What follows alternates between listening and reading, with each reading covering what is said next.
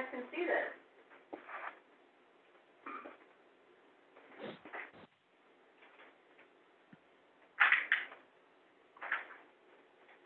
Oh, yes, I watched Greyhound. It was actually very good. Yes.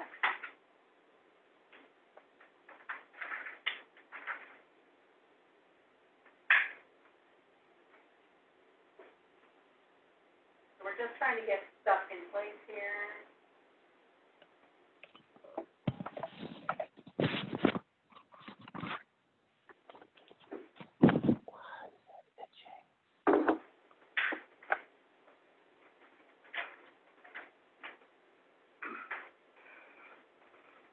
Apple. What can I help with? I can't get it out into the menu.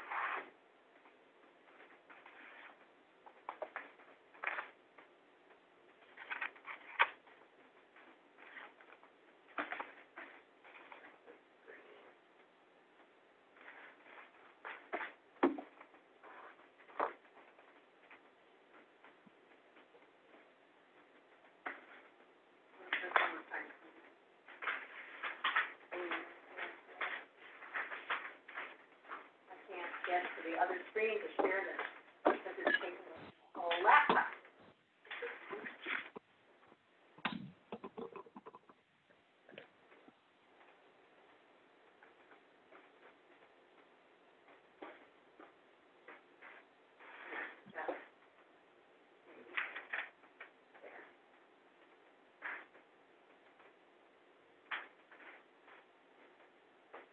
Not, I think everybody has it on their individual screen here, so it's probably what? Everybody, okay, everybody has it on their screen? Okay, then never mind. Won't worry about it.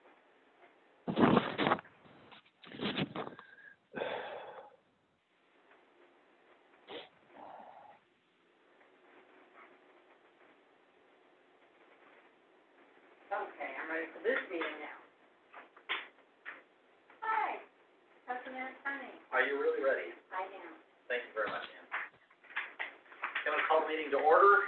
I will read once again.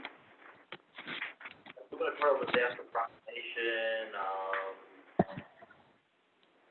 Can I skip all these numbers, or do I need to read all that yet? I think we're good. We're good? All right. Executive order in response to the Open Meetings Act, suspension of public body physically present, limiting the remote participation. And the district has determined that this is not practical or prudent to hold public meetings. The Board of Trustees for August 20th, 2020, in person due to the current pandemic, and so we will host it on a website via Zoom. That brings us to remote participation, consideration of a motion to allow Vice President Brandt to attend remotely through electronic participation as per Administrative Policy 2.04.02.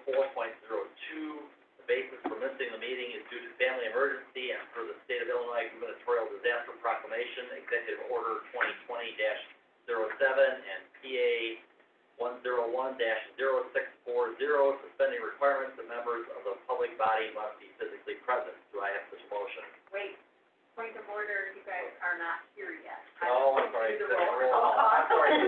Okay. But I'm not going to reread that. No, you don't have to. You don't have to. Just everybody remember that. Trustee Brandt, are you here? Yes, I am. Oh, yeah. Can you hear me? Brandt. Yeah. I have a point of order. Yeah. Trustee Campbell. Here. Trustee Cook. Yes. Trustee Thomas. Yes. And Trustee Henning. Yes. We have a quorum. Okay, now we have the remote participation motion. Is there a motion? There is a motion to, Can you speak louder, please? me? Yes. Go right ahead. There is a motion to allow, Vice You don't President. have to read the motion. Okay. If you read it. Remote I just have to be able to participation, get. yes. Yeah, Linda was making the motion. Everyone second it? Bill second? Bill will second. Okay, then call the roll on that. Trustee Campbell, Yes. trustee Thomas, Yes. trustee Brandt. Yes. Okay, you don't vote. Trustee Cook, Yes.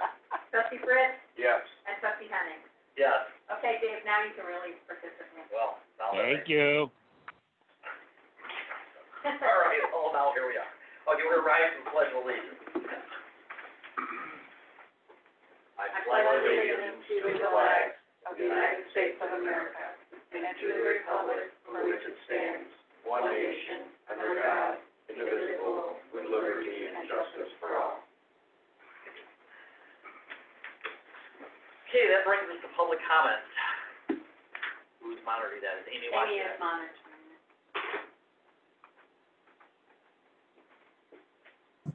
I see no one. No one? Okay, thank you, Amy. Yep. Move on to new business. Review of August 25th, 2020 regular meeting agenda items. Does anyone want to discuss anything that's on that agenda?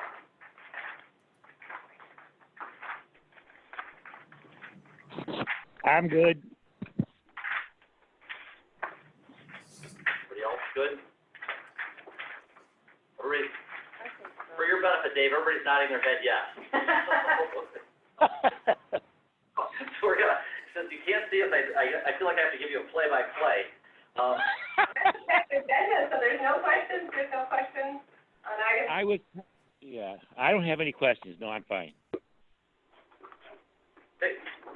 If I can, though, I do know that one of the items that, and again, if the board doesn't want to discuss, it's the only one that I would bring to your attention, and I know we're going to have another executive session, but because this is positioned on item 1215 on the land preservation project and gift agreement, if you like, I know that normally we'll have a document that was going back and forth with the project owners, and the board has not seen that in its final form.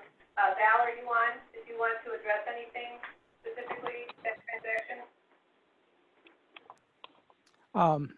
No, there's really nothing to update. Nothing substantive is expected to change from what was sent out. Okay.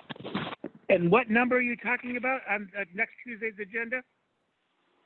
Number 1215 is ordinance 991, authorizing a land preservation project and gift agreement and memorandum of understanding with the McHenry County Conservation Foundation, McHenry County Conservation District, and James and Bonnie Leahy. Oh, yeah, no, it was all fine. It's fine. Terrific, thank you. Okay, are we good with 5.1? Or we'll move on to 5.2.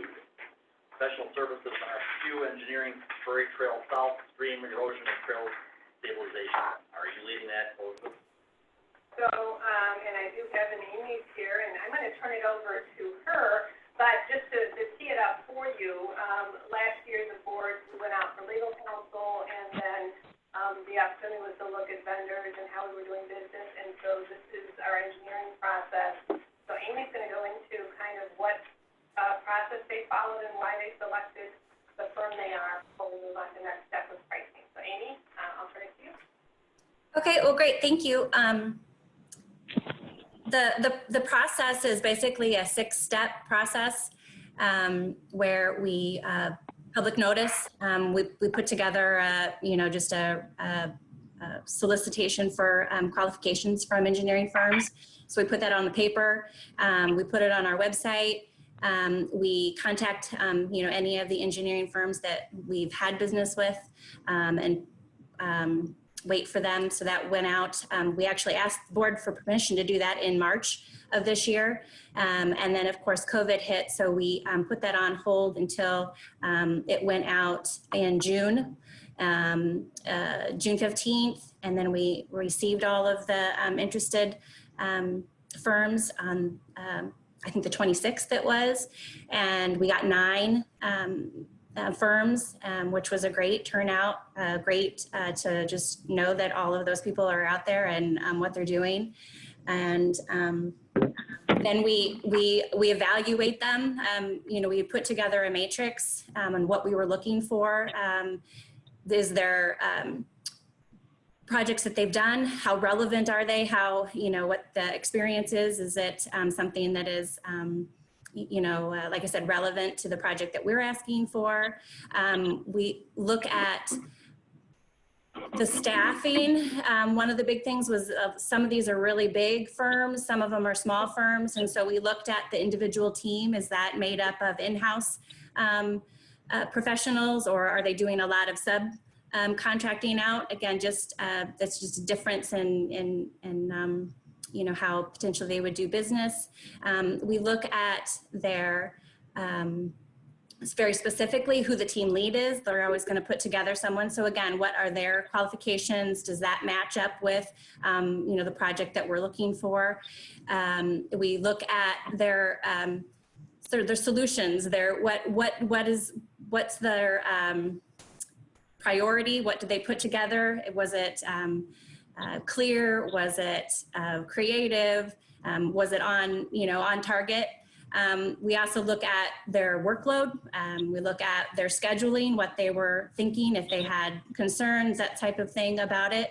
So we read through all of them and looking at those specific types of things. And we pick our top three that we thought was a very close race. Again, come with different different approaches to it. And we really were happy and wanted to pursue Hay and Associates. And they're from Volo, Illinois. And specifically, the planning department hasn't done much business with them, but they have done business with the natural resources. They just had they were regional, they were close. They've done a lot of work and studies already in the area, specifically with Crystal Creek. While there were a number of those groups, we just thought that their expertise and their potential already looking at solutions and cost-effective ways and environmental ways, we just thought that they stood out above the rest. So the process that we're in now, we're in about step 3 and 4, is that we've chosen, you know, based on qualifications, and now we'd like to be able to negotiate a contract. So that's what we're looking for tonight, is just a consensus. And if that firm that we have chosen based on qualifications is someone that we can now negotiate a contract with. Okay, very good. So do you have a number in mind when you, now what you think that, and I'm not asking you what that number is, I mean, you just have a number in mind of what you think they should come in at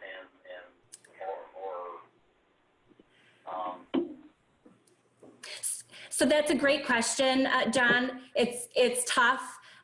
Because you know, we haven't done this large a scope. It's about 3,000 linear feet. But yes, we have a good idea. We have to, because we had to budget for it before we, you know, so yes, we do. And that's then part of the negotiations, is if we did our homework up front and the best that we could, we hope we're close to the target. Otherwise, you know, we have to negotiate, you know, why should it be more, or, you know, and are we getting the services that we fully want? So that's the next step. Okay, thank you. Well,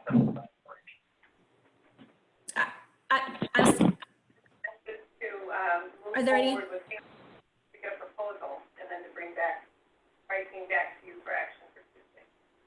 Okay, that's everyone's fine with what they're doing. Good.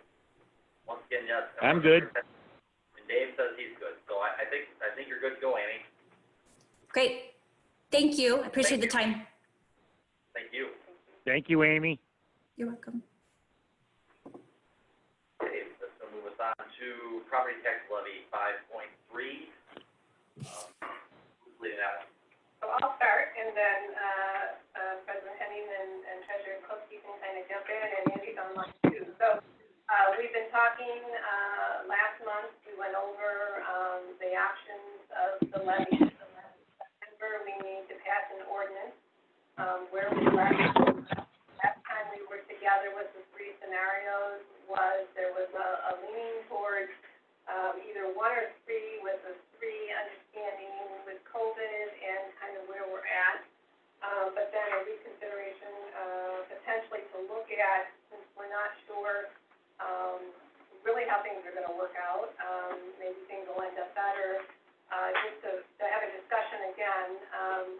a meeting with President Henning and Treasurer Cook, and Andy and I to look at options really to, would there be a consideration with most flexibility to look to option one, which would be to take the levy in September, pass an ordinance, and then with the consideration if we need to abate or should abate, and that's the right thing to do, then that is an option that the board then could decide at a later time, and then there's a couple ways in which that takes, if the board would consider that.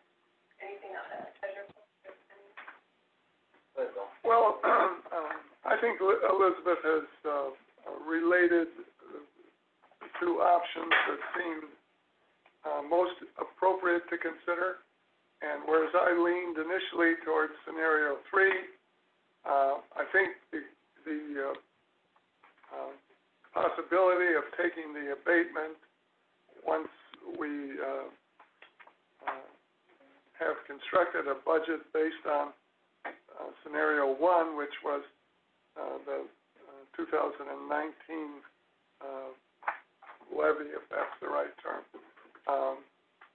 That seemed to give us the greatest flexibility, and so I can certainly support that option.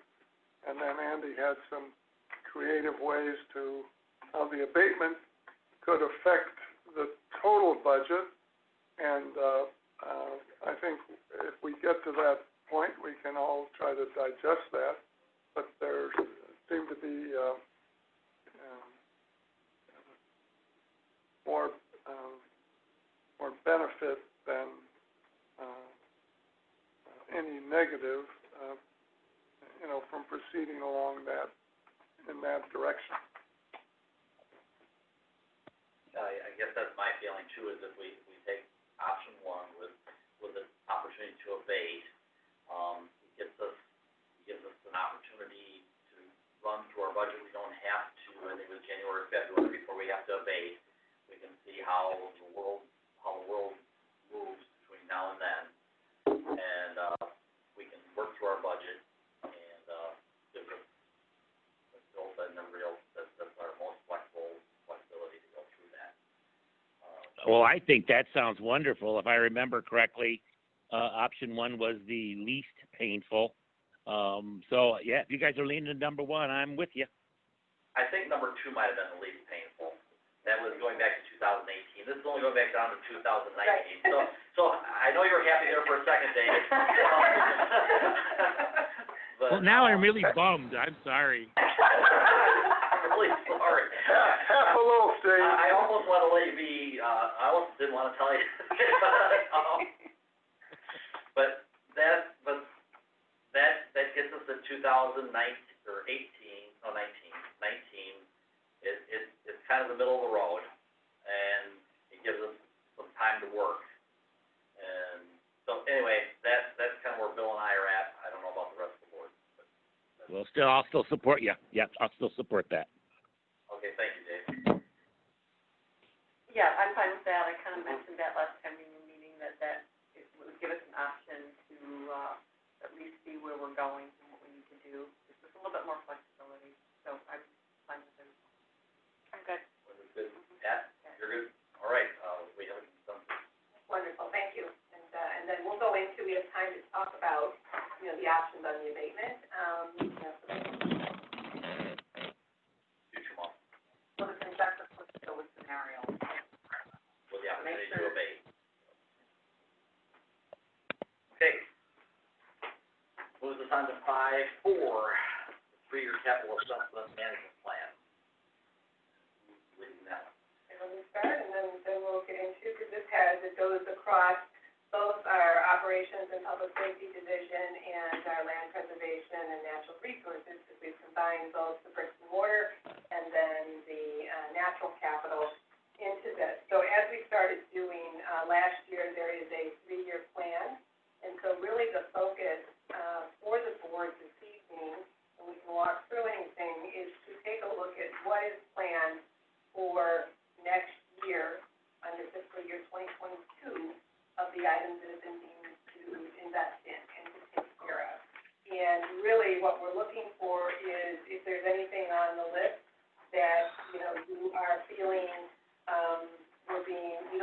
with. I mean, ideally, we'd love to get a dollar amount or so to speak that you're comfortable with us, and then we can work as far as using our professional expertise of our staff of what needs to be done in certain areas. Then they can go back in and fine tune it. But unless there's something here that, and so Andy, John, who wants to start? Andy, do you want to give anything else to that? We don't have a hard copy here. Because I don't have my. Did we get that last month? I know I have it on the computer. Let me give you my. And I think every time I try to flip to that, the meeting goes away. Yeah, it will. Oh, I can't get to my computer either. Because, yeah, I only have a little bitty copy. Andy, can you bring it up on the screen, or do you want me to share that? I can bring up my Excel version when it's ready. Yeah, the schedule that you submitted as far as the, Should be the same. Hold on. if not, let me make you a co-host here. I'm disabled from participating. They gotta pass it beyond the host. All right, you're a co-host, so you're good.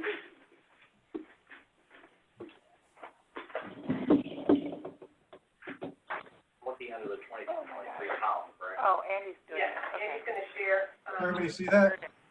Yeah. No, Andy, I can't see nothing. Well, hopefully you studied your board packet and memorized it, Dave, so. Andy, can you make it full? Andy, can you make it full screen? Yeah. These are comic relief. Does that help, or? I got a big giant. Yeah, Is that better or worse? I don't know. Let's do it here. Full screen, but it's a lot of white page. How about that? That's better. Is this? No, that's not the same as what was in the packet, though. It should be the same schedule. No, but they were looking at the detail, though, right? The project. Oh, no, yeah. No, you're right. You're right, Andy. Yeah, okay. I had the other one, I had the board packet up and then somehow it just went away in the remote session. So I had to pull the Excel up, it was quicker, but really it just gives us a summary, the top part of showing, what would be available for camp funding. And it shows in the general fund, $3.5 million. And that's projected at the end of March 31st, so at the end of this fiscal year, going into the 22 fiscal year. We're showing $3.5 million. That would be above and beyond what would be set aside for the 25% operating reserve. And then if we fully spend the budget, which it looks like we're probably going to get close to in the 21 camp budget, we'd be left with 1.1 million. So we'd show a total fund balance of 4.6 that would be available for camp funding. And on top of that, there's grants that are awarded that we showed some detail on in the individual 3 years. So we could add that on as additional funding. And it brings the total funding available for camp of $5 million, just a little bit more. And then below is just the total 3-year total for each category. So for the sites, trail, parking, and roads, we have 2.8 million. The vehicle replacements, 363. Natural capital improvements, 334. The facility maintenance initiatives, so those are some of the larger buildings, and I think some of the structure demolitions below that. So we see for the next 3 years, the total cost, as we've laid them out in the detail, $4 million, which would leave about $955,000, or about $1 million going into the 4th year to fund camp needs. As far as getting into the detail of what these 3 years represents, I'll let Elizabeth or John or Amy, whoever wants to walk them through that. Why don't you go in and go down to the next schedule to start with sites and trails, those projects? So I don't have that one readily available. I can get to it, I think. Hold on.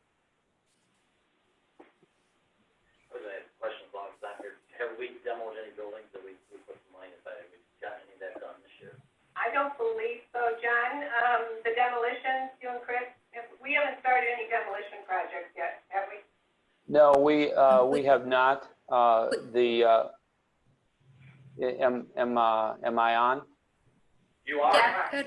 Okay. No, we have not started any demo. We do have that scheduled to start in the fall. We're looking at some buildings at the, what was the former Living Land set of buildings. Our intent is to do that in-house. And if we have the resources available after that, we'll also work on that little trailer that was down by Prairie View Education Center and the Silver Creek site. So those two, we're on target to get those down this fall and winter. Okay, I was wondering where we're at on those. Yep, that's the first year of it. If I can add, we have the plan sets that are needed for permitting, so those will be able to go any day. Okay, good. Still waiting for this to come up here. While Andy is waiting for that, I will give a quick, when Amy and Perry and I worked on this, and really it's those two who worked mostly on it, I gave them some direction of basically 2 points. One is what's critical, what critically needs to be done in the next 3 years to get us to basically 2025 and 2026. What do we need to do? That was the first direction. The second direction is what can we handle in this next year? I mean, in the staff resources. And those were the two things that I said, we have to be able to get it done, or reasonably get it done, if we're not delayed by COVID or other things that come out of the blue. So those were the directions that really created at least the list that came from the infrastructure repairs for sites and fleet and the vehicle replacement schedule. What is critical and what can we get done? The second thing is in the facilities maintenance. I gave this, Chris and I worked out the same thing. Chris Yanko and I worked out the same protocols. What is critical? And then I added one more in there, and that came from Andy, and it was what items can't we handle within the general fund? Because the facilities maintenance budget contains money for repairs and replacement. And typically what you see there are the larger items, the kind of the non-normal ones. We can paint buildings for $10,000 a piece here and there. But what we can't do from the operating budget is put a $115,000 roof on Brookdale. So that's really, those are the directions I gave, and that's the presentation that we have back. I mean, that's what you're seeing. And John, if I'm correct, there were some larger, we do have known some related to cultural preservation or that need a further, more in-depth conversation. And so, because to put resources for farm or the Kennedy Way Station, which is across the road, or even the buildings at Fox Bluff, I think it's a larger conversation, because if we don't make the investments, they're naturally just through a natural process, they're going to find themselves not being able to be protected. So they're not being utilized.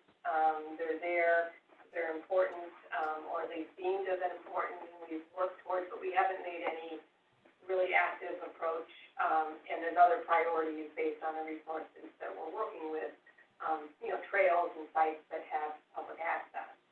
So I think that's another conversation to be had, not necessarily tonight, but I just think of where those projects sit, and maybe that's an opportunity for board members to tour some of those, or to reach out and get some visits in those areas. John, can you see the screen now? Is that? So it lists the facility maintenance items, and the one that we have in there for this next fiscal year 22, what Elizabeth is referencing for the McConnell Farmstead is this $45,000. So I don't know, John, if you want to talk about that one a little bit.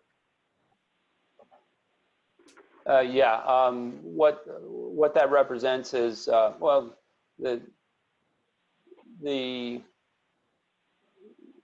this agency needs to make a decision on those buildings, the McConnell Farmstead, the Kennedy Way Station, and the Fox Bluff buildings. All of them have intended purposes, meaning we have,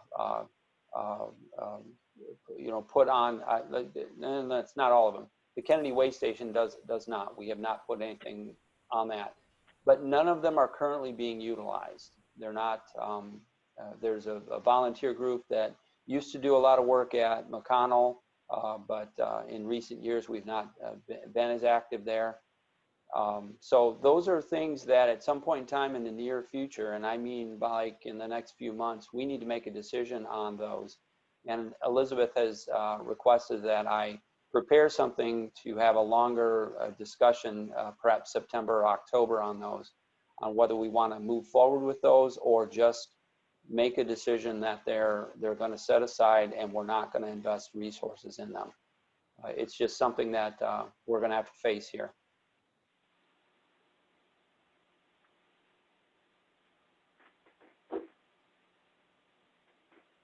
So Elizabeth, when you and I talked once, we talked about the board doing some of the, are we able to do that with the Open Meetings Act? I know we've gone out, we've toured all together and everything. So how do we handle that? We would post it as a public meeting and just to meet a place and let everybody know what time we'd be at what facility. And that way the public, should they to join us, they would be more than welcome to. Okay, so we have a way of doing that. Yes. I thought that's how we've done it, so I want to make sure that okay. So we need to set that up somewhere along the line. And with the provisions of driving separately, social distancing, everything that we have to do relative. Well, it's coming from different points anyway, so it probably doesn't work for everybody, carpool hardly anyway. Okay, where are we at? So if we go back up to sites and trails, projects. And again, things that don't get done one year, everything gets pushed out to the next year, right? And that's how we get into the deferred projects. And then assessment if something too is deemed, and let's say, even though it might be on a schedule for 23, come around next year when we revisit this and something moves forward and something moves back, that's because something's changed that unpredicted, that required it to move. So it's not a static document. It does move, but this is a good understanding of what needs to be done and how we're triaging to take care of the needs. So things that are listed as grant projects, those are not included, or these dollars that are listed are not included in the budgeting out of the general fund. These are, if we get the grant, then this is what the cost would be. So the dollars, why don't you, can Amy or John talk about that? Is there the match may be included in those dollar amounts, but or in the total scope of the full project? So how are you referencing the grant project on the schedule? Well, it's off the page, off of the screen. So it'll be most of the grants are reimbursements. And so you have to have they have to have the total cost up front. And so that is shown then in the column. So for example, the stormwater repair, the bike grant that we did, that's $100,000. That's okay, right? So that's the total project. And then you have to go over to then the two last columns of the grant reimbursement. And that shows then that it's pending, but it's a 50-50. So we would get $50,000 back. But from the point of view, go ahead. I was going to say then, the district has to write a check when the work is done for 100 and then we apply to get 50 back. It's not That's like correct. we have the grant monies in the bank before we contract out the work. Correct. Okay. But just as a reminder too, this is the camp fund, so this is not part of the general fund. Correct. So the dollars are already sitting available either in the camp fund or could be transferred to it. Okay, yeah, all right. And when that $50,000 And- comes in, it's that Does that 50,000 then go back into the camp fund when that money comes in for the grant? Well, historically, we've tried to run all the grant projects through the dedicated accounts because typically they've been new improvements. They haven't been repair and replacements. So it's definitely the dollars would get set aside for additional capital projects, whether they would sit in the camp fund or go to the dedicated accounts fund, one of those two. It just depends on how we actually budget it, which fund we budget it for. But this would be all the projects we're going to do. Once we figure out what's going to happen in 22, then we can figure out, which fund we budget for out of it. None of them would be budgeted from the general fund. And all of them, except for the grant ones, would go definitely into the camp fund. Does that answer that? Yes, thank you. Yep. And really what we're looking for, not necessarily tonight, but in the next 30 to 60 days, by September, October, is that listing for 22. What is the board of this year okay with? Because that's what we have to start building the budget with. Right, and last year we had some really good discussions on certain projects, and the amount of dollars that were associated with it, even as we're moving forward with our budget. And we're trying to daylight items that are of funding that would be significant. And it helps us as a staff if there's areas, if there's something specific, so we can have the necessary conversation in advance before more time is spent on it. It's efficient that way. And as I said, if there's a dollar amount with total expenditure of camp that we're working towards, then we'll size the projects appropriately. Well, that's probably the more limiting factor when we get into the budget and we see, the total and what we need to cut $100,000 someplace or whatever. So we're not into the budget process, so we don't really know where we're at. I mean, other than Andy, when we talked to Dan, like Andy said, a big portion of it is already in salary. We know that's not.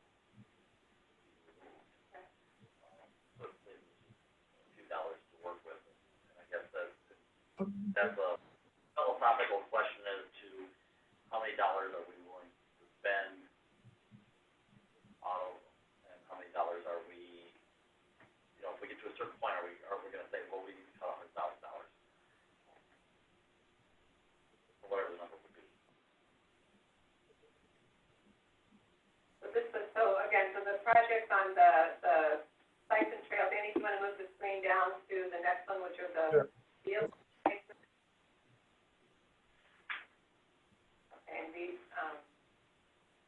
the second page is site, okay, thank you. That's the second page of sites and trail projects. I don't know if we can hear you. Is this where you want to listen to it? Or? Yeah, take it one more. Well, that gives you the total on the sites. Take it one more to the vehicles. Okay. Okay. So, as you saw, which is on the consent agenda, vehicle replacement was what our mechanics go through in assessing which vehicles are replaced. So we've got 3 vehicles identified in next fiscal year for replacement.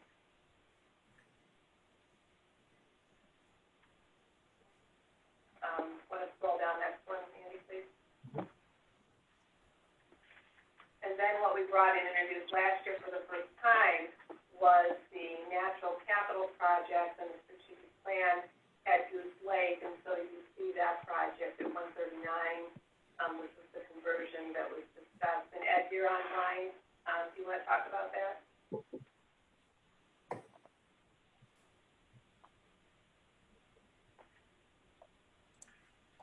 Can you hear me okay? Yeah. Okay. Very good. The only project we have moving forward from camp in this upcoming budget is the Goose Lake project, which has been funded by a grant from the county. And what you can see laid out after that are the other projects that were part of the Natural Capital Improvement Plan that was presented last year. Most of the time, we're able to do these projects with our own in-house resources. So the costs that you see budgeted here are strictly for seed. We occasionally need to farm out engineering on a project, but the heavy equipment operation and the rest of the stuff we're able to do in-house. So what you're seeing reflected here are seed costs. Now, we've continued to improve our ability to collect seed on our own properties. So it is possible, in fact, even likely, that some of these costs will be reduced by our own ability to collect seed on lands that we've already restored. We had a project that was coming forward this year out of Natural Capital Improvement Plan, a small project, 5 acres, that was budgeted to be coming out of camp, but we were able to complete that by collecting all the seed in-house. One other item that I might want to mention is the majority of what you see coming out of production are very small fields, and they're prone to flooding, or they're very high in rolling and prone to erosion. And part of the Natural Capital Improvement Plan that we presented last year was to try to consolidate our agricultural program into the larger blocks that we have. The ones that you see are small outrider fields. Usually, I think the largest one here is 30 acres. The majority of them are much smaller. Some of them will wind up going into hay production, coming out of cropland, going into hay production, and then being gradually restored to trees at the pace that our Trees for Tomorrow, or our Big Woods program, can provide. So as a reminder of what that program is, those are donations we receive through the course of the year, specifically for tree planting. So we size the amount of any particular parcel that's coming out of production, be it hay or cropland, based on the number of trees that we have funded for. So that's kind of the Natural Capital Improvement Plans in a nutshell going forward. I have a question, Ed. When something goes into hay production, you have a farmer bid that, are you quite often able to give them a time frame of how long they think they're going to have that field? Yes, we rent it with a time frame in mind that's in the lease. We do work with the operator to let them know that we'll be starting work on a particular field with tree planting. And what we've done in the past is we've tried to remove fields from production in a logical manner. So if it's a 20-acre field, we'll start at one end and remove a block of that field into reforestation and leave the rest of the field in hay. So we can have the longest possible production time in it for hay. In a couple of cases, we've actually been, these are short-term cases, we've actually been able to work with operators who were willing to hay in between the tree plantings for a couple of years at a reduced rate. So we were able to keep those fields in production even longer. Okay, good. It's just good for a producer to know that you know, if they got 5 years or they have 4 years or whatever it is, so they can plan accordingly. Yep, absolutely. Great, thanks, Ed. And then Andy, can you move to the next schedule? So we already talked about some of these cultural buildings, and then we have structure demolition.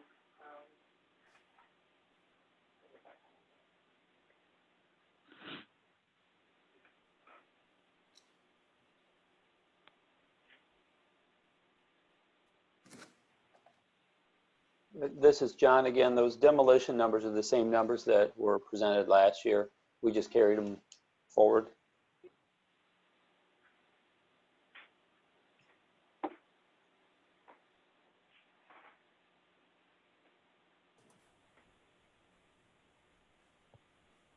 So I guess, you know, unless there's more questions this evening, so look at that list, and then, you know, if you have specific questions, maybe give us a call, and then we can kind of talk through some of those and then have another conversation about that as we build budget.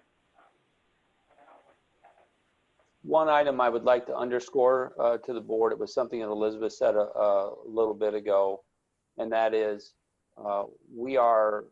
staff is trying to pair some of these projects with grant or funding opportunities that are out there.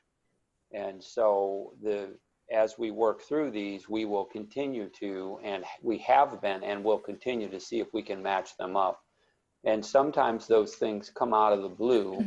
The example is, some of you may remember the Lost Valley Visitor Center road, entrance road. We had planned it, we had put it together, we were intending to pay for it out of the district's coffers, and quite frankly, in the 11th hour, a funding source came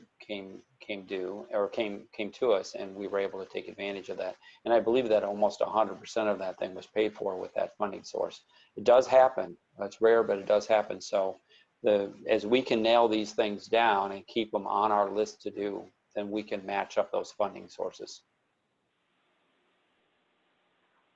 And there seems to be some success. I know, just I sent out a couple things today. There was a IDNR on the boat grant. There's federal grants, and likely, you know, there's the American Great Outdoors Act and LWCF, and I mean, there's just, and so there are opportunities, whether that'll continue, but right now, if we're positioned and can seize and spend less dollars with this being a match, then that's a great, we can spend our, help with our resources and have to go a lot further. Well, I think, if I can repeat what I think Andy said, these camp dollars are beyond the monies that we need to keep in reserve to maintain a cushion, if you will, of 20 or 25%. So as long as we have that budgetary reserve and we don't reduce it, I mean, to some degree, it's prioritization of what the staff thinks is important and doable. You know, how you want to spend the camp money. If you have projects to do and you have money in the account, or you can get a grant, I don't think the board is going to stand in the way of spending it. You know, you've thought it through, and you've weighed the pluses and minuses and so forth. Obviously, those camp monies are not inexhaustible, so you're sort of forced to prioritize. But you know what your capacity is based on the staff that you have. So get the most out of it as long as the weather and everything else cooperate. Bill, that's exactly right, Bill. So this shows the general fund breakdown. It backs out that 25% operating cushion, and that's where the $3.5 million comes from that would be available for camp or anything else. Right now, it's assigned to camp. So it's really just that 3.5 plus what's already in the capital asset management plan of this 1.1. And so, and I think staff already feels like, this is why we're presenting it. These are the priorities. So again, it's going to go back to the board. If I don't hear anything different, Elizabeth doesn't hear anything different, we will build the camp fund budget on these projects. And so we will present them just as they are here, with a total expense of $806,000 and a reimbursement coming in at $250,000. So that, reduction of that camp dollars of $556,000. I know last year we went through at least two very detailed discussions going through each item. And I just want to make sure if that's going to happen and there's any concerns, we do that sooner than later. Otherwise, we start to get backed up in building the budget. So I actually am kind of in line with what Bill was saying. I mean, I think staff has thought this through. They understand what we need. And I know we did do a very detailed discussion last time. But, to the extent that this is what's been identified, we still maintain the reserve. We may end up in a situation where John, that you were talking about, where maybe there's a budgetary constraint of some amount, but then I think staff has to have that in mind as they're putting this together, so they decide which of these projects then might be the first one to go, right? I don't want to necessarily sit here and decide which one that is, but if they have that in mind and we get into that position where we have to make that cut, then we're already there. So I'm comfortable with just moving forward with it. I think it's important for us as a board to somewhere along the line discuss how much of the reserve are we willing to use here, and let the staff know that, so that they know, okay, well, this is kind of our constraint,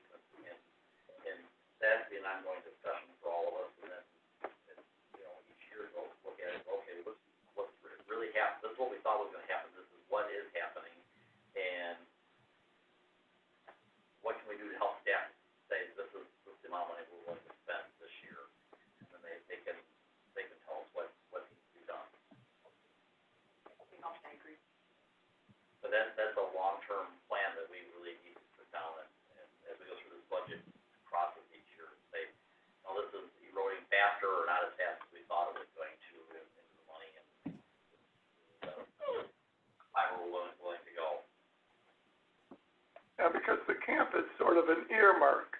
You're saying, okay, we have these monies, we're earmarking it for this purpose.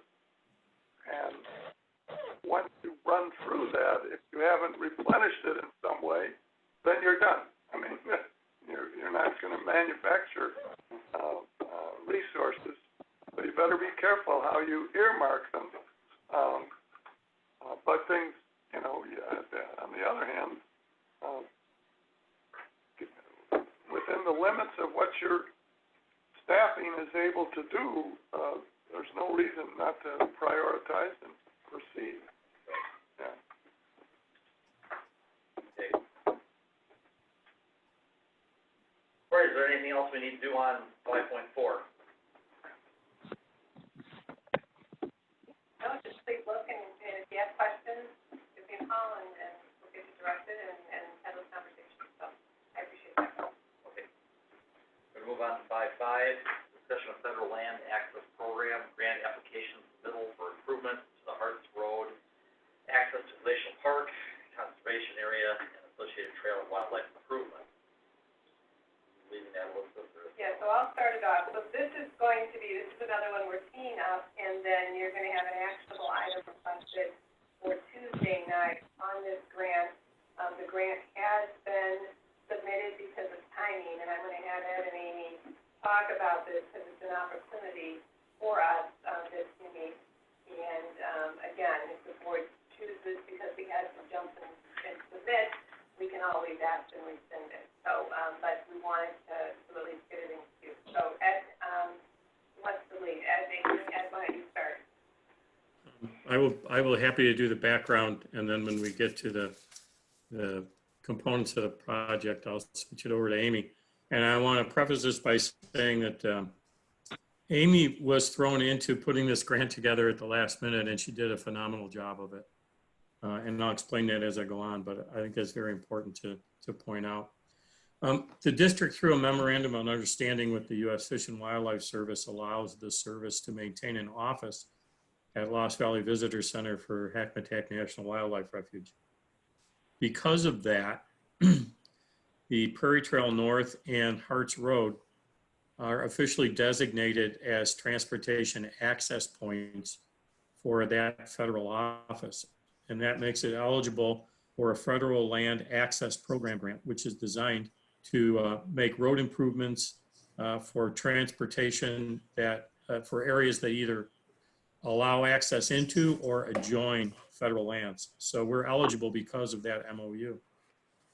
When this began, there were 3 partners involved. There still are, but there's been a significant change in who's the lead. The Fish and Wildlife Service, the Conservation District, and Richmond Township were all involved in looking at the grant and trying to put it together. Richmond Township was originally going to take the lead. The Fish and Wildlife Service can't submit its own grants. It has to come from a local submitter or a local sponsor. During the process of looking at the grant and looking at Harts Road, Richmond Township discovered that, in fact, most of the road is not a formally dedicated township road. There is a small section that lies between the Prairie Trail North and Route 31 that is dedicated. The rest of it is not, and the ownership is very unclear. Likely because the district owns the land on both sides of the road, we own the road as well. So that was one reason I think the Richmond Township decided they didn't want to be the primary submitter. And in order to make the deadline, Amy was able to really put together some excellent figures on it. Natural Resources provided some information on wildlife crossings. And so we became the local sponsor. The only other thing I'll add is that it's still unclear who owns the road, and it's, I think, equally a little nebulous over what the future of maintenance is on it. So we could very well wind up with a mile-long stretch of road we have to maintain at some near point in the future. And I will turn it over to Amy at this point to talk about the specifics and any other background I missed. Sure. Well, so the road itself, we don't have, I don't have a file on it because, again, like Ed has alluded to, it was up to this point, we weren't doing anything with it. know that it's much older than 20 years. We know that half of that mile stretch is in floodplain. We have some existing 5 foot at least culverts that, again, we need to know, are they functioning? How are they under the road? We don't know what the base is. We also have, like Ed had said, we have multiple trail crossings, and one of them is the Prairie Trail. And if anybody has come through Glacial Park and gone over and across, you know that it needs some improvements from a safety standpoint and some ADA. So, and then our Harts Road parking lot, again, just the circulation to get people from that parking lot up to the Prairie Trail now is an opportunity to, make some of those improvements that, again, are very critical. The other component is the actual entrance, the 31 and Harts Road intersection. It has some, again, we don't have a lot of information at this point. We just know that sight lines are difficult. It's a very fast speed limit on 31, and we'd like to be able to make that safer in the future too. So a component of this grant is that we, as a second phase, can study that intersection. Again, that would include more cooperation with state and IDOT. But at least we would get the ball rolling and getting some, again, a right turn lane, maybe doing some grading to get the sight lines available. And so the wildlife that Ed talked about as well, again, half of it being in floodplain, we could take advantage of having to look at the existing culverts and improve them and make them tunnels or wildlife underpasses. And so we've included some monies to go towards that. Again, once we get into, what the situation is and how much we have, but we could accomplish all of that within this one opportunity. And that, I don't know that it's going to come our way again.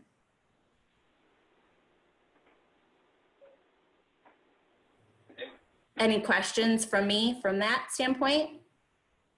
We committed, I do want to say, Todd from U.S. Fish and Wildlife really put in a lot of work for this as well. And so they would potentially, the grant is usually an 80-20. They're willing, U.S. Fish and Wildlife can commit some money to it as well to help with that. Richmond Township has a commitment letter as well that has a small amount. And so I think with the information that you were given, I hope that our commitment then is identified in that camp list that you just saw. It was 71,000. And again, it was for specifics. It was for the Prairie Trail improvements. And again, we would like to include the pavement stripings, the ADA detectable warnings, and a flashing beacon. Those are the LED lights that you see now to stop traffic, or at least warn them. And specifically for the wildlife underpasses, and then the natural and native landscaping restoration that we would do. So we were very specific in what we thought our commitment could be instead of just a percentage. So it actually works out that it's 15, the district's percentage is somewhere around 15% of the total. Is everybody else signed off on this? Everybody's happy with these numbers, or is that still up for debate? I think there probably has been a conversation from the township and that would be being done that with the elected officials and yourself and myself as well, we would want to appoint to do that. Okay.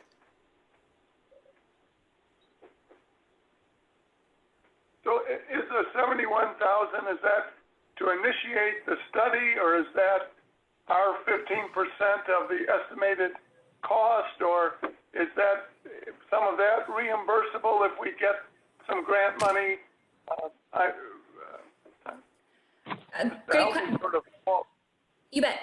No, this one, This one is not a reimbursement, my understanding, and Ed, correct me if I'm wrong, but the 71% is just the 15% of the estimated total cost. So That's correct. So 85% of the rest of the cost would be borne by the grant itself or the other partners.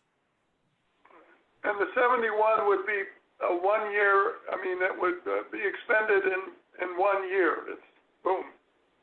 We don't know, not necessarily. I believe that the grant, again, is you have 2 years to complete it. So it would just be on when it was completed or when those components were.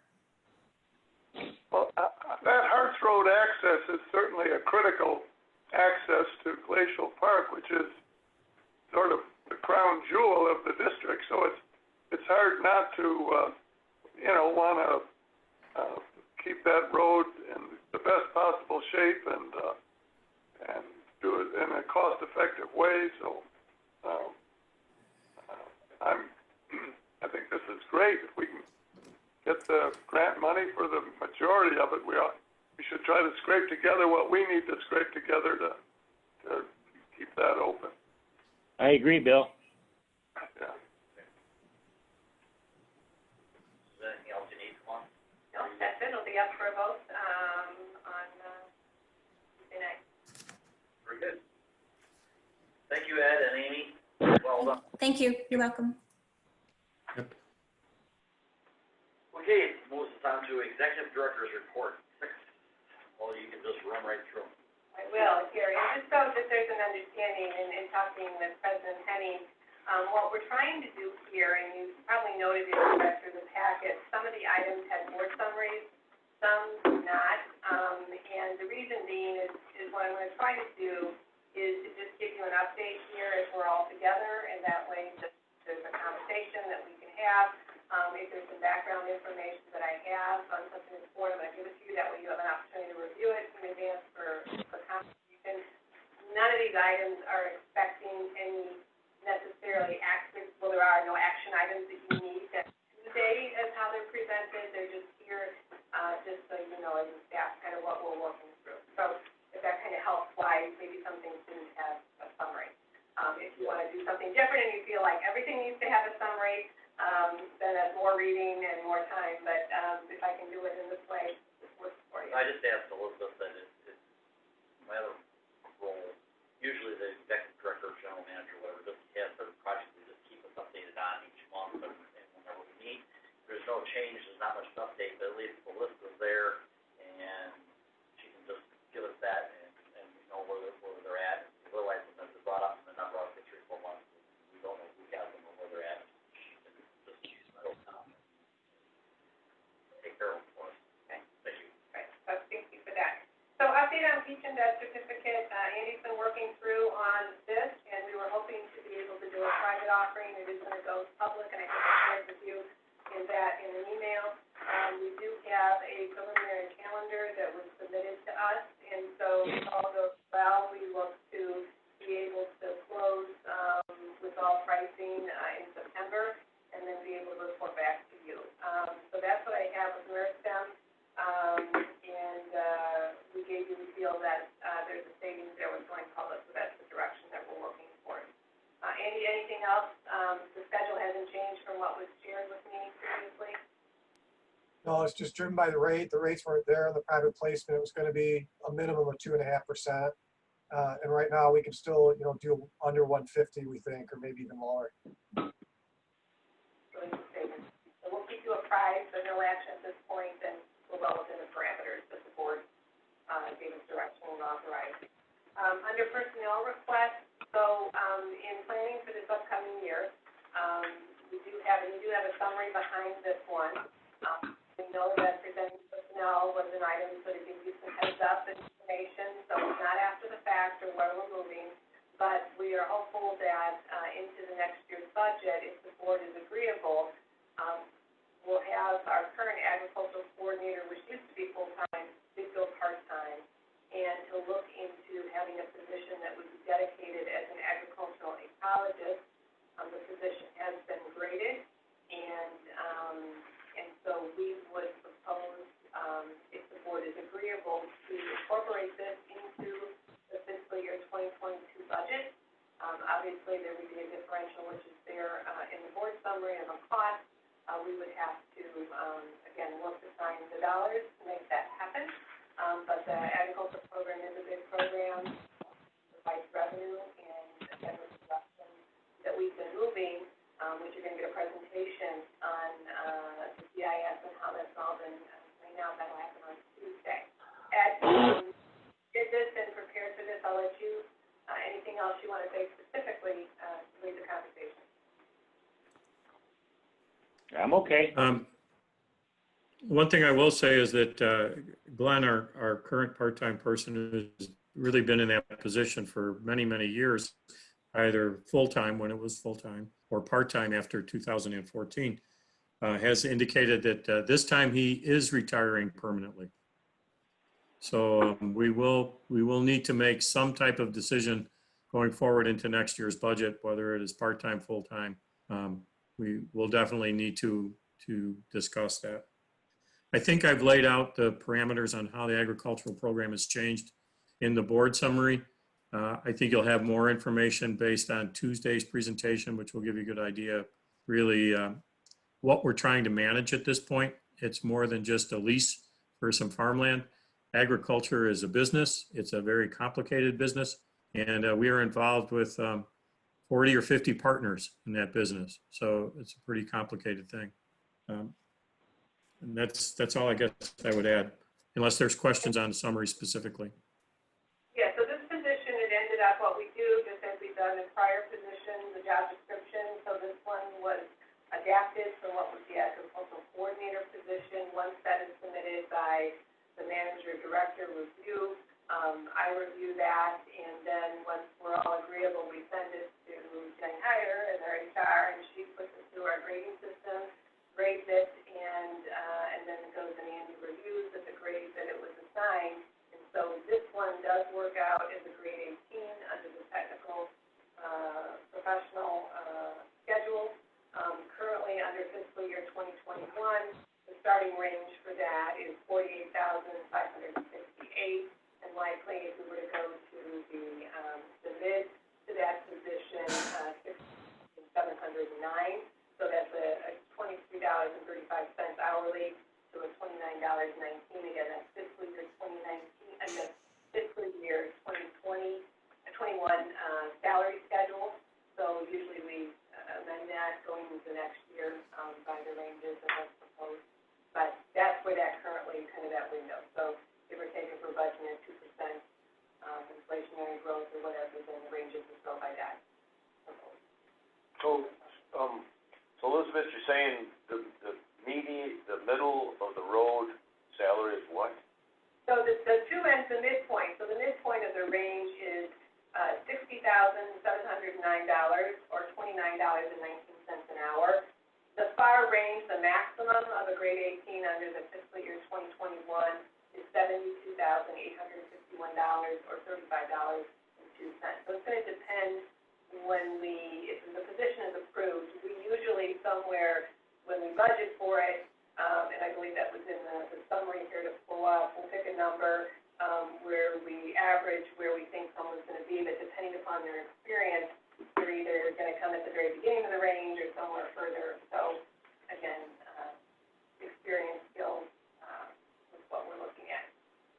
Ed, any thoughts on where you would be finding, at least on the ranges? I believe when we budgeted is somewhere then between either the midpoint or less than, somewhere between the middle of the beginning and midpoint.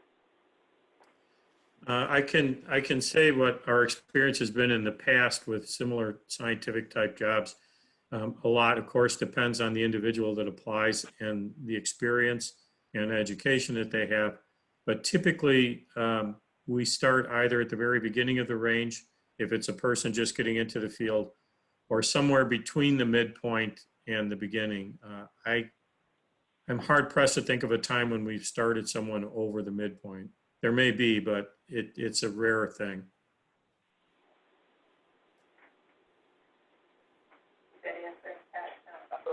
So when do we discuss this, about this? Well, right now, this is the good time, if in reviewing, and we can discuss it Tuesday. I mean, we're not bringing forward an approval, but, we would like to get some general thoughts, with the job description, if there's a disagreement on what we're proposing. This time you're seeing it, so we have time, but, I guess my thought is, I could be totally wrong, but he's gonna basically take the job of Glenn, right? He's gonna lease the land. That's what he's doing. Or he or she, right? Is that what the job is gonna be? a little bit different thing, so we're going to advance it.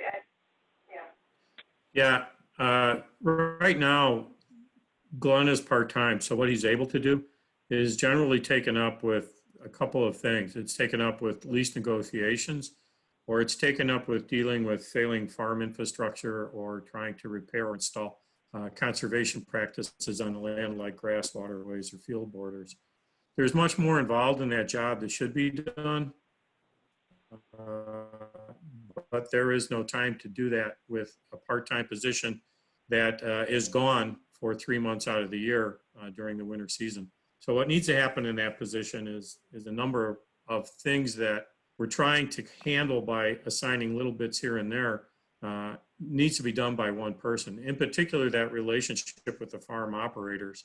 I know for a fact that a lot of the times Glenn sees the farm operators during negotiations or with a phone call or an email here and there. And our farm program is built on a farm policy that really tries to look at a close working relationship with the operator to try to get the best conservation practices on the land that we can and to be as innovative as we can. And we're pretty limited in being able to do that right now because of staff time.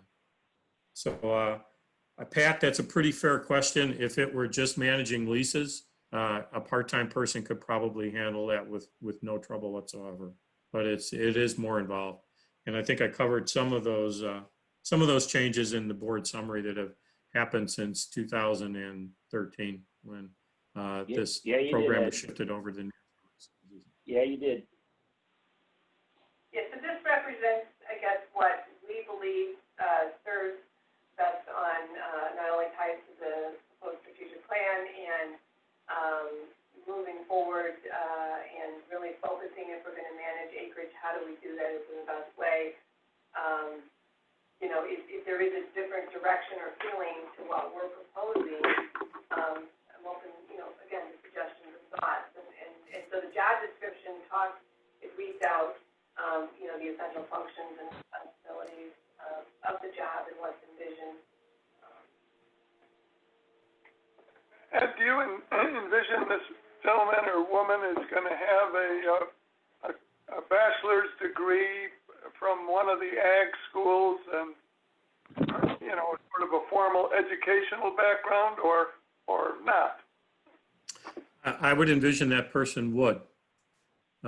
I think that agriculture itself has changed enough over the past 20 years that it's really important to have somebody who's versed in agriculture as a career. It's great if that person would also have a background in farming as well, and that would be what we would look for. And that's not as hard to find as you might imagine. There are people who go into agricultural careers who grew up on farms and are familiar with it, who have worked on family farms. So I would envision a pretty thorough search process to try to find the right person that would fit as many of the parameters as possible. I think really what this is the result of is we've elevated our agricultural land from the perspective that it once had at the district, which is we sometimes wind up with agricultural land and we hold it for a few years and then we restore it to habitat, to really looking at that agricultural land as an important component of the overall natural resources that the district holds. And we know that we're going to be in the farming business for at least the next 2 or 3 decades. And we want to be able to be in the farming business at as high a level as resource management as is possible for the operators to make profits and for the district to realize income and for the land itself to really flourish under both of those things. So the person we're looking for has a science background and a pragmatic background. an on-the-ground background that can relate to the problems farm operators have and what the farm economy requires in order for someone to stay on the land. And I don't think it's impossible to find that person. I think there are folks out there, even more so than there might have been 10 years ago.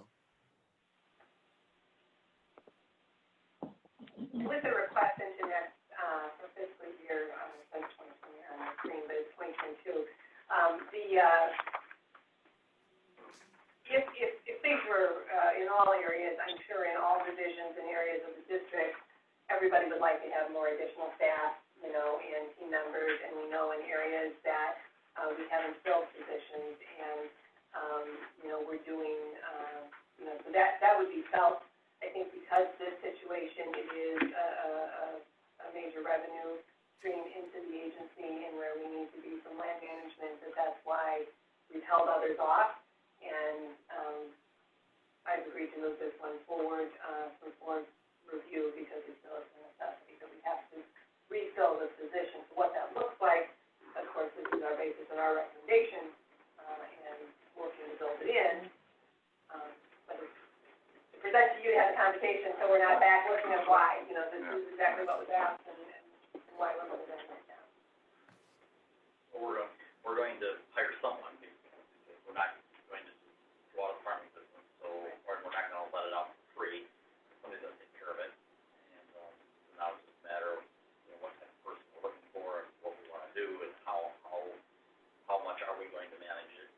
And if we have to go to the taxpayers that have paid for this land and they want it to be in the conservation district, I'm sure they want to know that we're managing it in a way that they would expect it to be managed.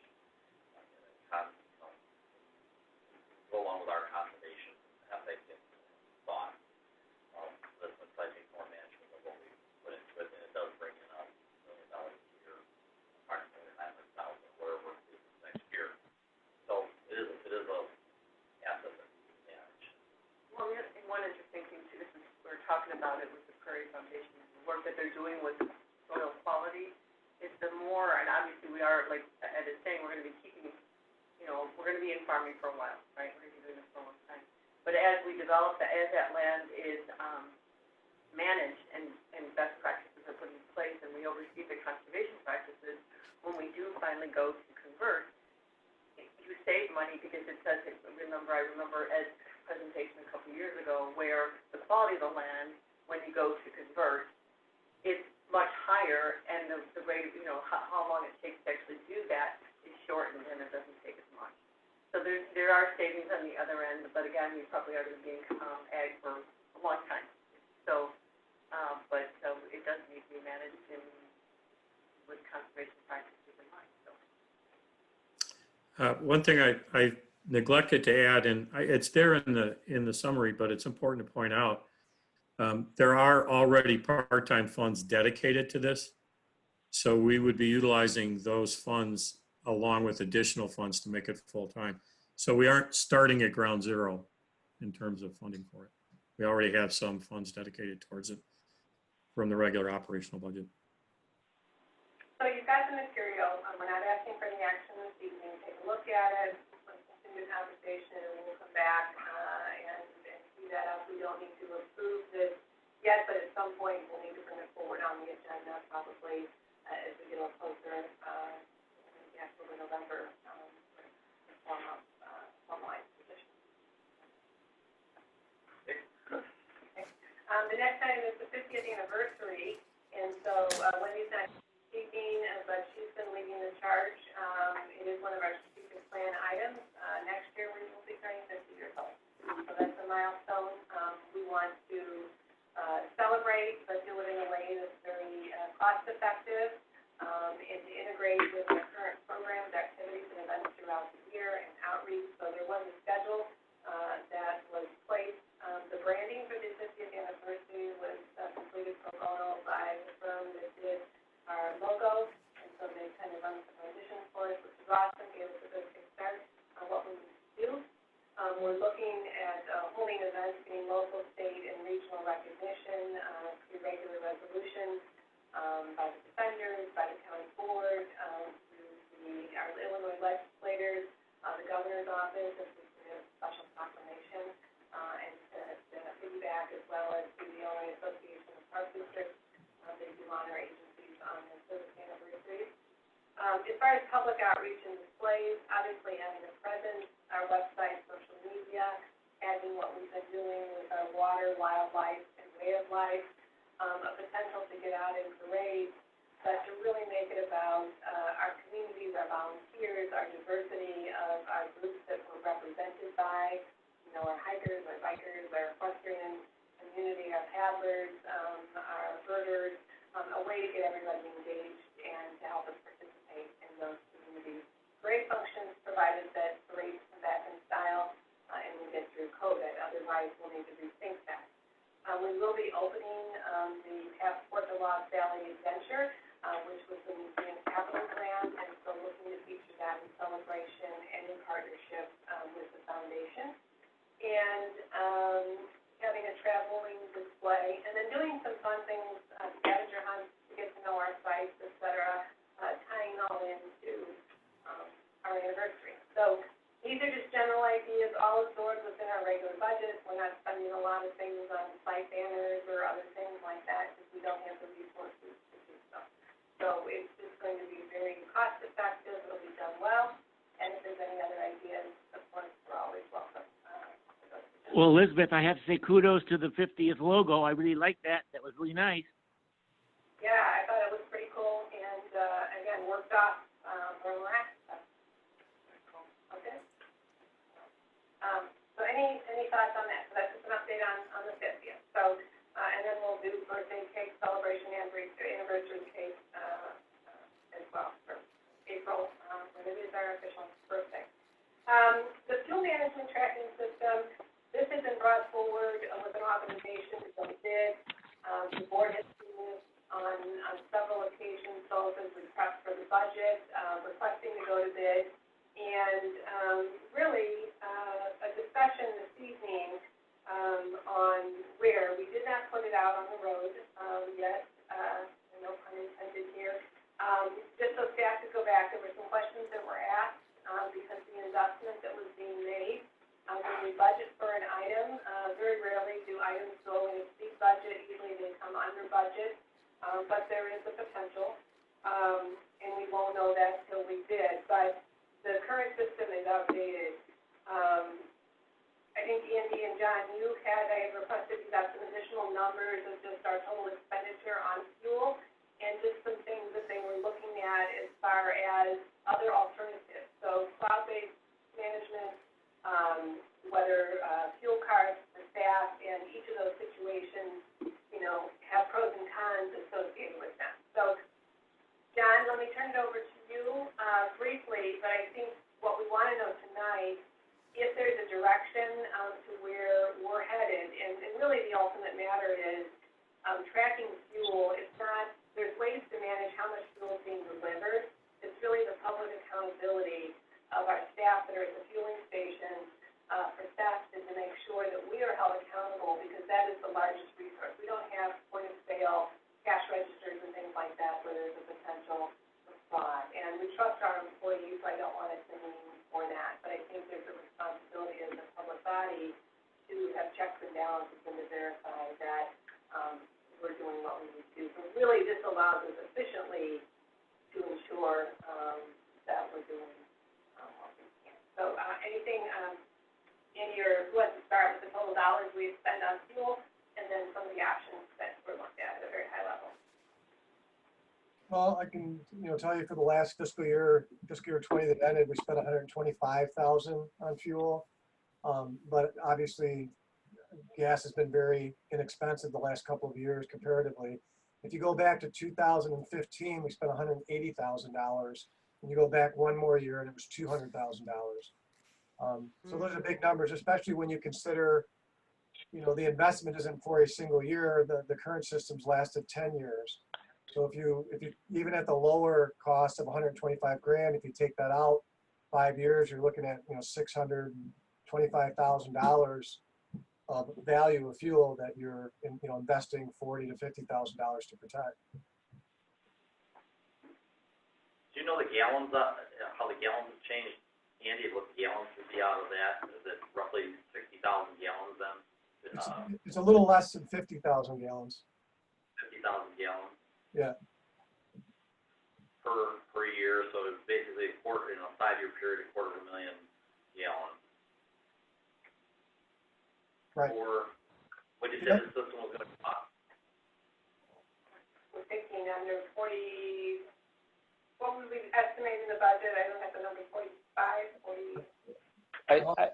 I didn't hear the question. Was it, how much is the system going to cost? Right. Yeah, how Okay. much do we budget in fiscal year 2021 for this system? Andy, do you know the budget number? Because I don't know that off the top of my head. I can pull it up real quick. It's like 56,000 maybe. What we've gone out and we're looking at several different options to do this. One of the things that we want to get to is a cloud-based system, so it's not reliant on aging phone lines. We're having trouble with that kind of stuff, especially when phone lines run through wet areas like most of our sites. So right now, we went out and got some preliminary numbers, proposals from people, and we're looking at this is going to be anywhere between $35,000 and probably $45,000, depending on the features and the options. And then they all come with an annual maintenance fee. Well, maintenance being just operating it fee, and that is right now we're looking at $3,600. I think is what we got. When we will be, unless the board redirects us tonight, we will be putting this out to bid. We'll be identifying the features that we want and see what prices come back on it. But there are lots of options for us to consider. They all have some different bells and whistles. What we're looking at is trying to get a system that's going to last us 10 years and be efficient to use. So that's where we are with it. The system that we installed in 2009, I believe that was the year it was installed, was about the same price. It was somewhere around $40,000 to $50,000. I think it was closer to $50,000. So that's where we are with it. It has some function for us operationally in terms of it'll probably give us a little better detail, be a little more real-time data, so we are getting fuel ordered efficiently. But the big advantage for this system is it's going to continue to tell us where our fuel is going, when it's coming, and who's putting it either in the tank or it's being distributed from the tank. The budgeted cost is $47,000. Right. I'm sorry, Eddie, the budget for that we allocated for the replacement this year is $47,000. Can I just ask some general logistic questions? I mean, do we have multiple fueling sites? Do we have multiple underground tanks? We have X number of vehicles. Is that 50 or 70 vehicles? Are they all running on unleaded? Are we talking about diesel here? Just give me some of that nuts and bolts. And then is this a fueling system that everyone has a pass card, or is it per vehicle? You have to have a certain ticket for a vehicle to put fuel in the vehicle. Well, I can answer some of those, Bill. There are currently the district has 6 fueling stations. With this proposal, we are going to eliminate 2 of those to try to consolidate, and so that'll drop us down to just 4, 1 in each quarter of the county. The current system we have operates on a card reader system. Every staff member has a card, and every vehicle has a card. I do believe that we are going to try to get away from the card system and try to just make it a code system, a punch-in code system, so that we eliminate the needs for those cards. Can I add one piece, sir? John? Yeah, go ahead. With the system we have now, whether or not there's a card involved, they allow us to track the use by vehicle, and then you get a report as often as you want it, monthly, quarterly, to look at how the vehicles are doing, average miles per gallon, to see if something's askew.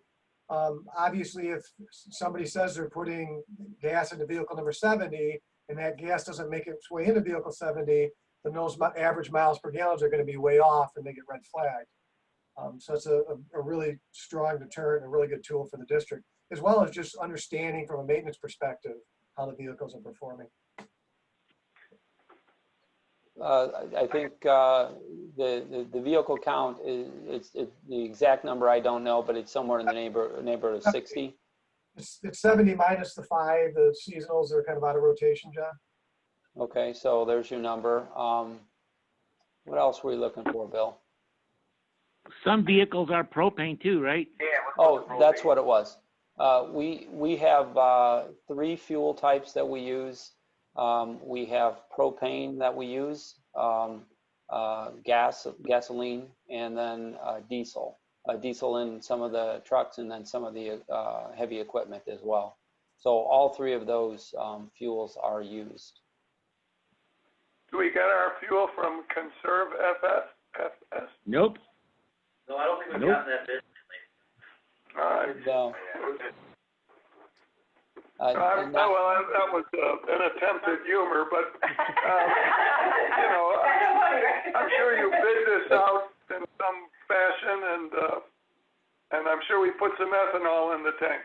And you will on Tuesday night, you will have on the consent agenda, we did go out. So you have a regular diesel and then regular and then. The other, just one other piece to add, if I could, by using the bulk fuel storage tanks and delivery system, we're purchasing the fuel cheaper than you would if you're just paying retail at the pump, and it averages about a quarter cheaper per gallon. So if you take that out over a year, it's $12,000 or $13,000 of savings, if versus not doing anything and trying to send everybody to retail pumps. But obviously you'd be losing a lot more in windshield time, by trying to haul everything to different retail outlets. And do we pay the standard state fuel tax? I mean, is there any? I don't believe we get any break? I don't think so. I mean, I've seen the invoices and they list lots of different fees and taxes on them. I'm not certain of that, but there's definitely fees and taxes. I'm not sure if they're all represented or not. Perry, do you know the answer to that question? You researched that recently. Do you know that? With the fees and taxes? Yeah, we found something. You found something a couple of weeks ago on that. Yeah, when you take a look at our invoices through Petro Choice, when we receive those, they're broken down in detail. So what we're paying, the OPIS price of that day is what they charge us. And then there's 27 cents added to that. That's the delivery fee that we get from that vendor. And then as you look further down on the invoice, it's broken down with environmental fees and taxes. But as Andy had alluded, not to the full extent that you would pay at the pump. That's why, as Andy had mentioned, what we're basically paying at our pumps through the vendor is about 25 to 30 cents less than you would at the pump, throughout McHenry County, with a few exceptions. Thank you. You kind of answered it. That's hard to believe, but I believe you, because I said we get fuel delivered, gas on the farm, and it's cheaper to go to the gas station. It's cheaper to go than to have it delivered. Yeah, delivered. But if they don't have to pay us on the tax, they wouldn't. You got to pay tax. Yeah, There's no around it. You got to pay tax. well, you do at the pump in the station. I don't know when they have delivery. That's the question is what they. I mean, we got to pay tax. Right. It's delivered. I'm looking at, I see the tax lines on here, and that's included in there. I've gone back, I've done it many times over the years, but just recently I've gone back and looked at the invoicing and looked at the current retail, and that's 25 cents is probably the low end. It's probably closer to 30 on average. So there's also a markup. If you're at a retail outlet, obviously they're not giving it away for free. It's not a big markup, but there's something there. As far as delivery to an individual farm, I can't comment on that. Other, maybe it's less volume or something. Delivery might be more. But the delivery is did, so we did it. And right. They did. But we can show you the detail if you wanted to see. I could show you a month. Here's what we're paying, and here's what the average retail looks like. Just show you July. That's the most recent one I looked at. Okay, that's interesting. But okay, that's yeah, nice. Right. But yes, because we have two things. But again, I brought it up. So if what we do want to know, though, because questions were asked and we started, and then we did some additional research, in which I greatly appreciate that. Whether we forgo this and dump it, or we continue on the pathway to put this out on the street and just to move it to the next to the bid, or is there anything else that the board is asking before we move it to that next? So you're saying it costs about $3,600 a year to run this? Plus the cost. Right. $3,600 plus the cost. And go ahead. Yes, those are the numbers that were quoted to us. Now, when we actually bid this, could it be different? Yeah, but those were the numbers that we saw. Well, $3,600, and then I took the purchase price. And I was just in here. I wasn't texting anybody. I was actually using my calculator here. And it comes out to, depending on how long the system works, anywhere from about 12, 13 cents a gallon to 18 cents a gallon a year to use it. But if you're saving 25 to 26 cents for buying it, then you're saving money. My worry was if you're paying more than the station and paying to have this done, then maybe we need to look at something else. But with the numbers you're giving me, that makes sense. Well, plus you have, in addition to the savings, it helps keep track of Sure. how is this vehicle performing, and also, is it being used properly, so there's some added benefits to it. Right. I want to know what it's costing. Right, no. I just feel if we're going to have the stations, we need to have a way to do our due diligence and our fiscal responsibility of monitoring where that fuel is going. And if you don't do that, if you fail to do that,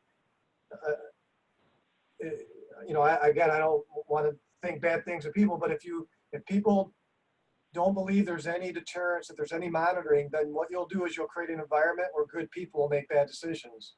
And by the time you learn about it, it's going to be widespread.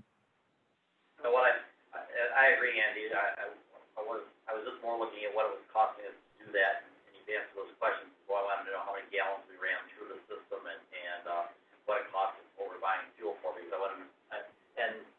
just for my own mind, when we vote to do something, I like to know that I'm voting with the information that I need to just make a good decision. Yep. And appreciate that. So that's what I needed to know, and I agree. My last question is, you're defunctioning 2 sites. Are those above ground tanks, underground tanks, and is there some type of EPA cost to remove those tanks or defunctionalize them? Everything we have was converted to above ground tanks a number of years ago. And as far as cost to decommission, I don't know the answer to that question. I can research it and get it for you, though. I was more curious than, because fuel is obviously something that is monitored very closely, and if you take something out or decommission it, there's often some liability that goes along with it, and so as long as you address the question, I'm comfortable with it. So it sounds good consensus for us to continue forward, and we will do so, and appreciate the conversation. Please. Move forward. I appreciate having that, so we make sure that we respond and give you the things that you need. All right, the Hebron Drainage District, I have really nothing in writing. This is just what I was told or communicated with that, and shared with President Henning, and this came to me through our Director of Land Preservation and Natural Resources at Collins. But potentially, the Hebron Drainage District will be looking to assess a tax, and we would be part of that unless we make a decision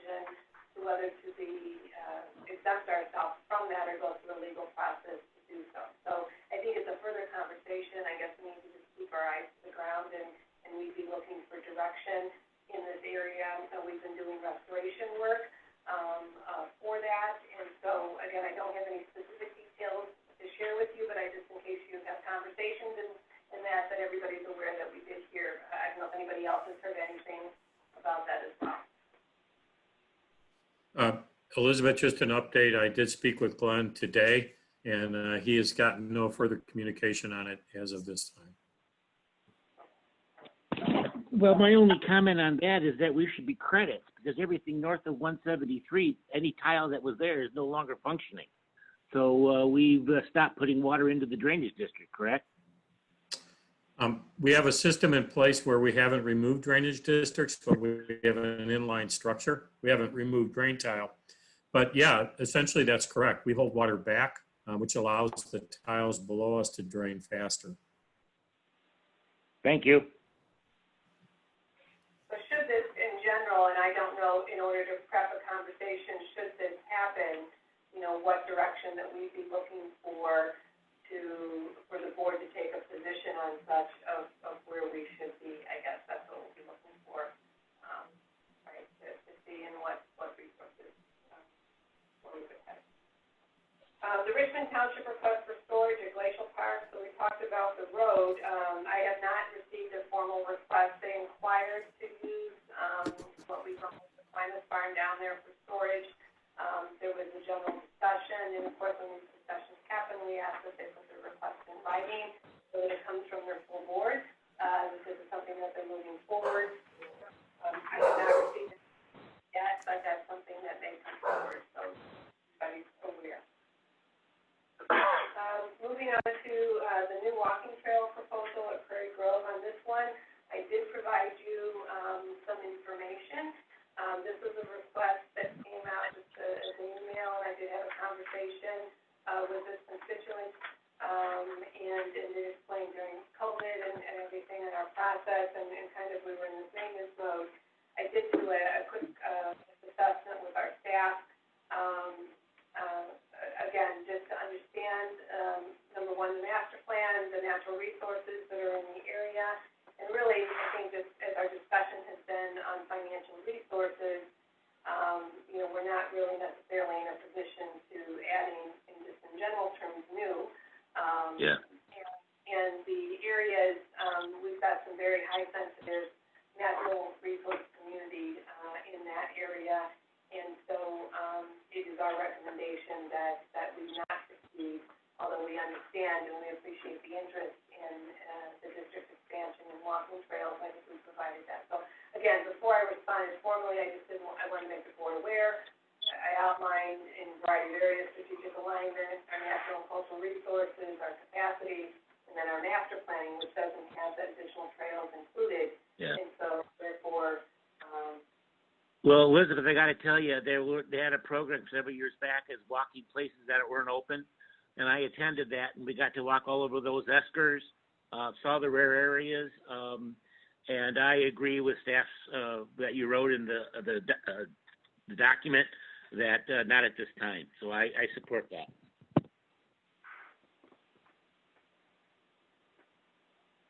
We all have any questions or statements? how would the board like me to handle this with this? Well, I'm in favor of saying that I'm sorry for the reasons you stated in the narrative.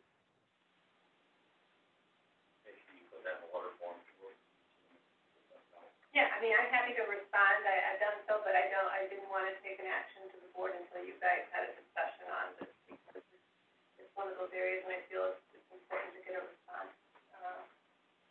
I don't think we're looking for a lot from you right now, and it's a sensitive area, and Dave's been on it, and he's seen it, and your staff has seen it. It doesn't sound like everything is a good idea. I'm okay with that. I'm fine with that. Okay. We will proceed. Thank you so much. The other one that we've got is the London Township, and so this was brought forward to the board a while ago. They were looking to basically vacate and to able to align. They have some work to do before this comes forward, and so until they get everything together, we're not ready to bring forward something to transfer. Maybe they can set up an escrow. So we have reached out to their council, and we'll bring this back to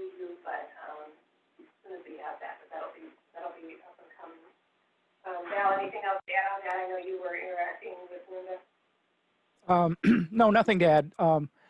Yeah, we're just working on the process where we have an assurance of what our permanent replacement for whatever we release, will be.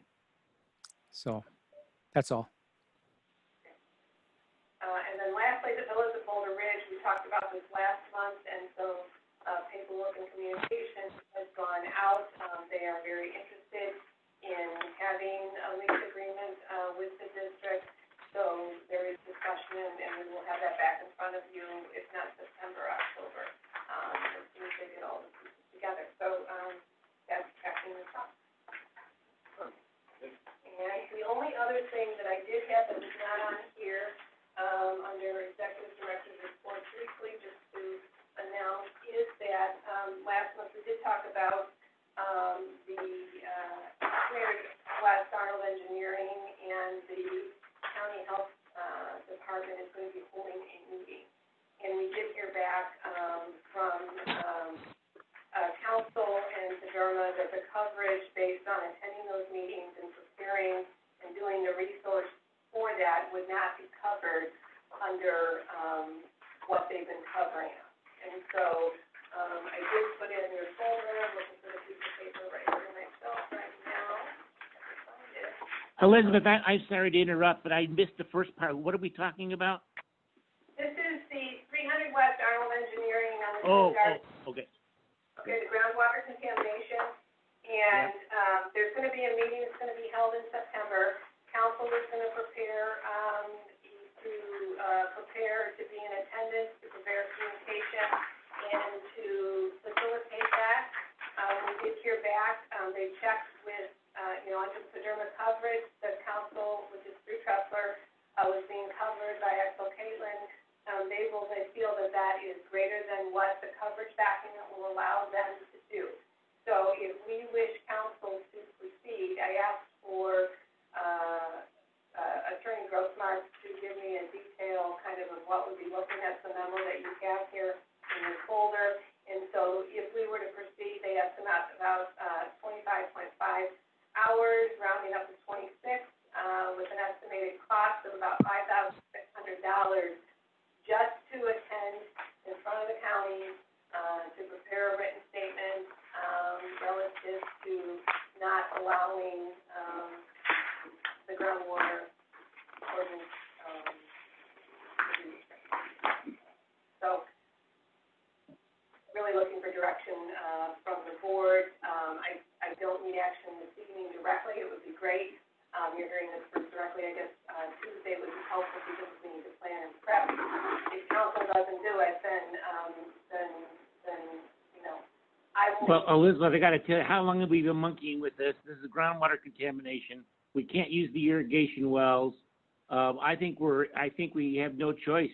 And to have a groundwater restriction ordinance, I think is absurd. It makes it easier for them, but not the people that live there, and doesn't help our property whatsoever. So I'm afraid my vote would be we've got to keep going.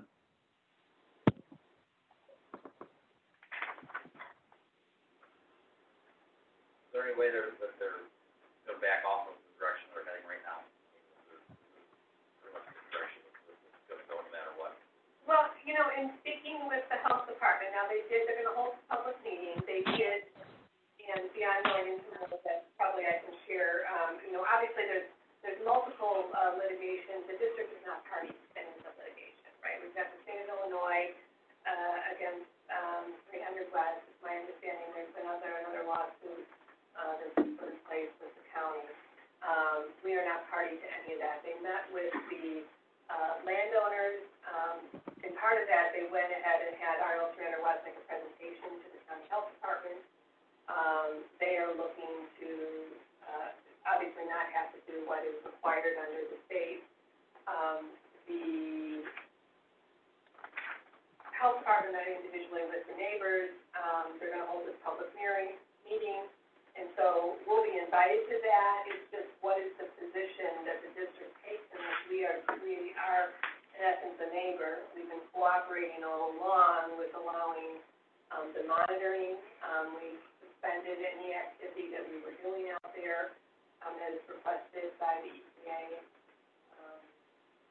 So it's again, we have chosen not to get in and litigate, but, either we go to the meeting just as staff and board and present our case, or we get the experience and allow council to position themselves. So really, that's the question, do you want to spend the money or not? And $5,600. Well, he's estimating 26 hours of legal work and $215 an hour, and, it's my understanding that we have a very satisfactory working relationship with Tressler and the attorney that's been leading this, so I think I'm with Dave. If we're in for a dime, you're in for a dollar, and if we turn away from this, we're, none of us are capable of taking this on individually, so I think you need legal counsel. And I don't have any reason I've received as far as that, at least when we've met with the state attorney's office and we've met with the members of the health department, that they're not interested in passing an ordinance, right? They're not interested in moving forward to allow them, but I don't know if that stays the course or if it changes. And if we haven't presented, and we have a responsibility, we were initially looked at because we are a conservation environmental focused agency, it is contaminating, and that's why we were covered, because our land has been contaminated. Well, they try to wear you down. That's the delay, and, generate tactics that eventually the opposition sort of gives up or dies. Or runs out of money. If you're an individual, you may not have money to borrow. Right, but I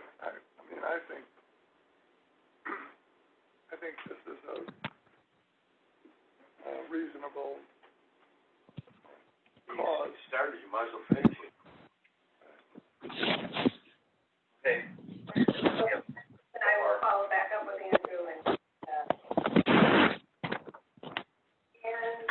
with that, beyond our farm field day, which we're working to, John Henning, President Henning will be featuring, and Brad Winston and myself, that's going to be happening on the 26th of next week. And John, again, thank you very much for doing that. As circumstances are, I wouldn't have been able to do it anyway, so thank you for your effort. Okay, that's fine. After next week, I'm gonna need a week off. Between here and Hereby granted. Thank you, Dave. So that is all I have. Thank you. All right, thank you very much. There's a lot to cover here. So we're gonna go to public comments too. Amy, are you still monitoring, or have you given up? He's still there. So is there anybody there waving their hand? No, it's all good. All right, thank you. Thank you, Amy. Thank you. Well, we're gonna go into executive session, if I could have a motion, if I could have that motion.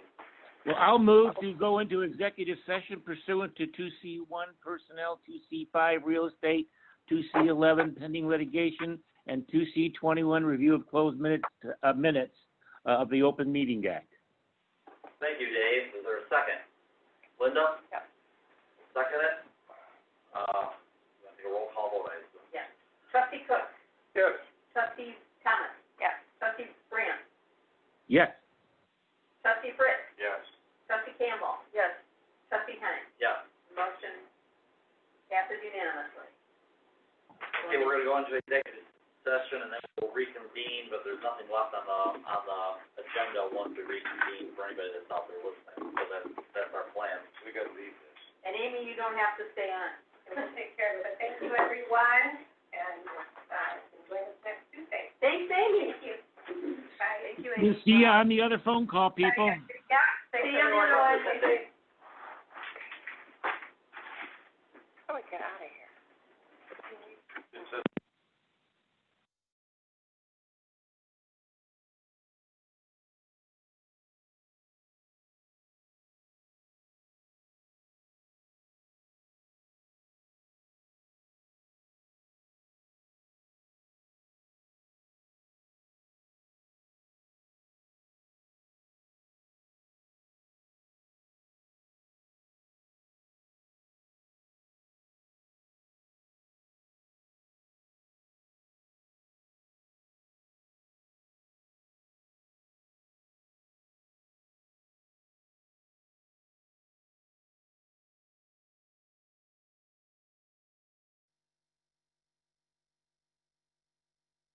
not in yet? Okay. Board of Trustees. I'm trying to go, boardroom is not in yet.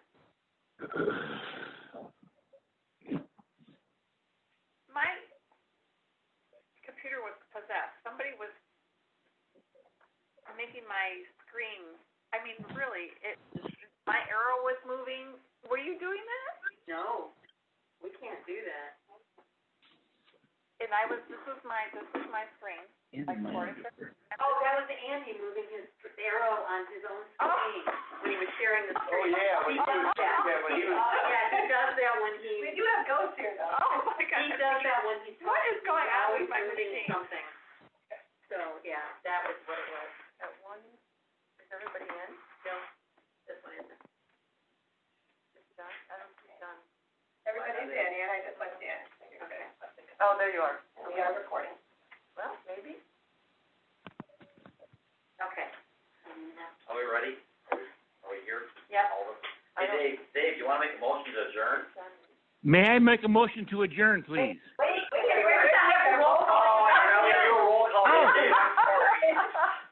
Trustee Thomas. Yes. Trustee Brandt. Yes. Trustee Fritz. Yes. Trustee Campbell. Here. Trustee Cook. Yes. Trustee Henning. Yes. Okay, you're all still here. And May I make a now motion Dave. to adjourn? Yes, Dave, make that motion. Somebody wanna second it? Second. Then, second from Bill. Now we have to do another roll call? Yes, Trustee Brandt. Yes. Would you like to leave? Okay, Trustee Fritz. Yes. Trustee Campbell. Yes. Trustee Cook. Yes. Trustee Thomas. Yes. Trustee Henning. Yes. You are adjourned. All right. Thank you. Till Tuesday. Till Tuesday At 4 o'clock. at 4 o'clock. At 4 o'clock. Roll calls in 30 seconds. Have a